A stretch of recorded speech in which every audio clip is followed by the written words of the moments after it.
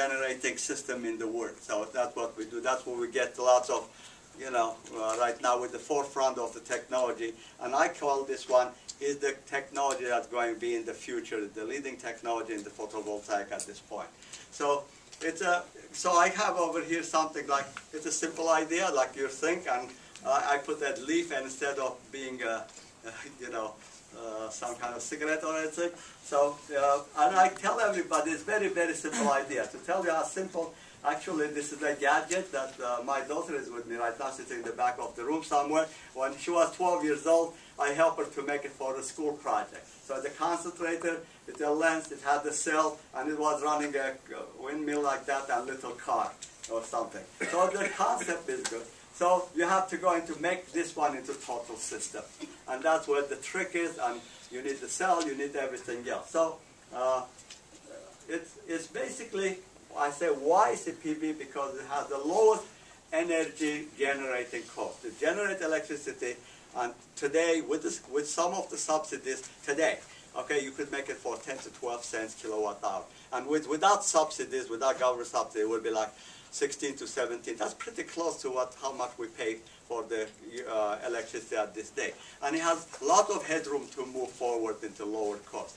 And the second thing is it has exceptional performance. It's a very, very high performance because the total system generates electricity that's hooked up to the grid, which is AC electricity, is over 25%. There's nothing like it in the world at this point. It's basically the next system I put your rooftops, it's about 10% or something in that one. Thirdly, I can go back, whatever. It has the lowest footprint because when you're making this solar cells, Dr. Kevorkian talk about, it's silicon and things, you waste a lot of energy to make the cell to start with. In this one, because you're using very little of that, and therefore it's much lower what we call carbon footprint. Yeah, you generate solar, we use solar, but to make the solar, we usually call that payback. It's about 2.5 years for silicon solar cell. In our case, about 0.7 years or something. So it's lots of advantage to that. And it's a rapid deployment, I say, because you could make all this thing in huge modules. We make those modules, as Dr. Kevorkian seen them, as big as this room, okay, and we pull it out and deploy it in one piece, and that generates huge amount of power. Each one of our, what we call mega module, it does about 10 kilowatts of power, and it could be installed very quickly. And the most important part, that's what I said, is the future technology. All other technology, like the thin film technology, requires a lot of vacuum. Most of your engineers, and vacuum is very difficult to obtain and deposit and things. Crystalline silicon has lots of capital involved in it. This has the lowest capital cost of any one of them because most of it is steel, plastic, and infrastructure for those do exist. And to make this thing is about 1/5 of the capital. So whenever you go and make a business and you go and go into something, you make it very big and you want it dominant, so you want the lowest capital cost because you don't want to put a factory called $1 billion to make 1,000 megawatts, whatever. You want to make $100 million. It's much easier to obtain. So, so this is what we did from the very beginning. I pursued making utility scale application because this thing, because it tracks, because it's big, it's not suited for homes and this and that, what have you. Therefore, we decided from day one that is the best way to pursue utility scale application. Utilities were not ready. 10 years ago, the utility didn't talk even about renewable, but right now they are because Japan, you know, Germany, the rest of the world was talking about it, but not here.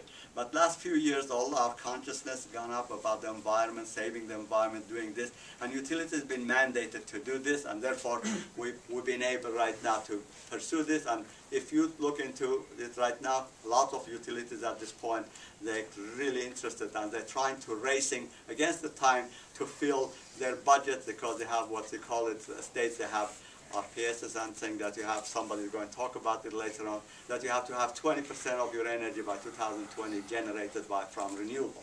So this is the fastest for deployment thing. And one of the things that's important in this one, because most of the solar cells that think that they're physical animals, therefore whenever it gets hot, they degrade in performance. And this particular technology, it doesn't degrade as fast, it's about half as much. Therefore, it's very suited in very sunny and very hot areas. That's where the sun is anyhow, very hot areas. Therefore, and because, as you know, it accepts only direct sunlight. What that means, your lens, if you're cloudy day, nothing happens to it. So you need a sun. So therefore, we put this one in deserts, very hot areas, and you hold the electricity from there tied up, and you make them in tens of megawatts, it's not in 100 kilowatts or 10 kilowatts. Okay, and these are examples of some of the places. Okay, the material, this one is showing huge system over here, which every one of these dots you see is one of those things.